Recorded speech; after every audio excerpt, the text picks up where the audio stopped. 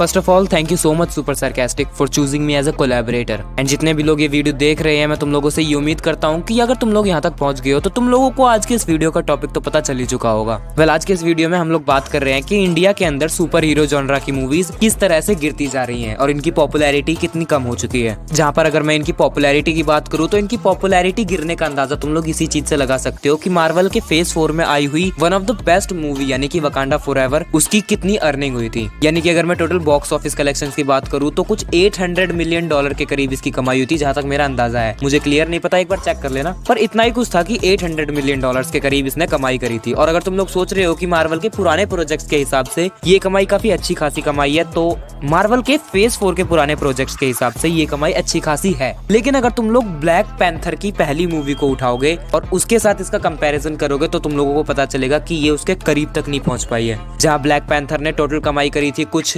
1.9 billion dollars की, वहीं ये मूवी सिर्फ 800 मिलियन डॉलर्स में ही रह गई। और इस चीज की वजह मैं क्लियरली मार्वल के फेज 4 को मानता हूँ कि इतने घटिया प्रोजेक्ट्स उन्होंने दिए थे। और अगर अब मैं बात करूँ कि इंडिया के अंदर ज्यादातर लोग सुपर हीरो मूवीज को क्यों नहीं देख रहे, तो उसके लिए मेरे पास एक ही रीजन है, वो है फैंस की हाई एक्सपेक्टेशंस। एक बार तुम लोग खुद ही सोच के देखो कि क्यों आजकल की मूवीज को तुम लोग ज्यादातर हेट करने लगे हो, या फिर हम सभी आजकल की सुपर हीरो मूवीज क्यों नहीं देखते। और उनमें से कई सारी मूवीज तो अच्छी खासी थी भी, फिर भी हम लोगों ने उन्हें नहीं देखा और उनको उतना ज्यादा रिस्पांस दिया नहीं जितना वो डिजर्व करती थी। लेकिन इसके पीछे का रीजन क्या है? तो जो मेन रीजन मेरे पास है वो है फैंस की हाई एक्सपेक्टेशंस। जो मार्वल ने अपना इतना बड़ा फैन बेस खड़ा किया है अवेंजर्स एंड गेम और अवेंजर्स इन्फिनिटी वॉर जैसी मूवीज के साथ, वो मूवीज बनाने के बाद मार्वल्स ने अपने फैंस की एक्साइटमेंट को और उनकी एक्सपेक्टेशंस को बहुत ही ज्यादा ऊपर बढ़ा दिया था। एंड जब आप किसी को एक बड़े लेवल का डोपामिन दे देते हो तो उसके बाद उस इंसान को ज्यादा, उससे भी ज्यादा लेवल का डोपामिन चाहिए रहता है। एंड यही सेम चीज मेरे हिसाब से एक्साइटमेंट और एक्सपेक्टेशंस के साथ भी होती है। जहां हम लोग एवेंजर्स एंड गेम को देखने के बाद इतने ज्यादा एक्साइटेड थे कि मार्वल अब आगे जाके और न जाने क्या क्या ला सकता है, वहीं अपने एंड गेम को ड्रॉप करने के बाद मार्वल कुछ भी बढ़िया चीज लेकर नहीं आ पाया। और जितने भी शोज और जितनी भी मूवीज मार्वल लेकर आया था, उन सारे शोज और मूवीज ने फैंस को उतना ज्यादा सेटिस्फाई नहीं किया जितना वो होना चाहते थे। और अगर तुम लोग मेरी बातें सुनकर ये कहने लग रहे हो कि मैं ज्यादातर मार्वल की मूवीज की बातें क्यों कर रहा हूँ, तो इस चीज का मेरे पास सीधा साधा आंसर है कि इंडिया के अंदर मार्वल की फैन बेस काफी ज्यादा बड़ी है। और मैं पर्सनली ज्यादातर मूवीज मार्वल की देखता हूँ। मैंने डीसी तो अभी शुरू किया है मार्वल के फॉल के बाद,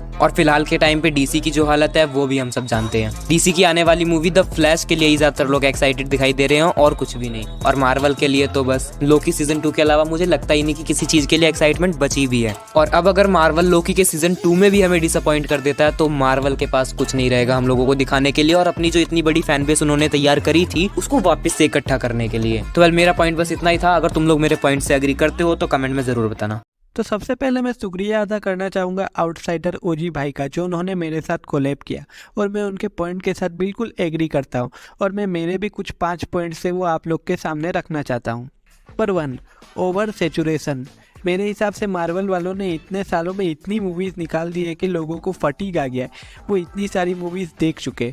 उसके बाद प्रेडिक्टिबिलिटी। आजकल मार्वल की मूवी मतलब इतनी प्रेडिक्टेबल हो चुकी है कि कोई भी बता सकता है कि स्टोरी क्या होने वाली है। मतलब good guy versus bad guy का मतलब फार्मूला वो लोग बहुत टाइम से यूज़ कर रहे हैं। जैसे कि द बॉयज़ ने एंटी हीरो का फार्मूला यूज़ किया, मार्वल को भी ज़रूरत है कि वो स्टोरी लाइन में कुछ बदलाव लाए। अभी मतलब मार्वल की मूवी बहुत ज़्यादा प्रेडिक्टेबल हो चुकी है।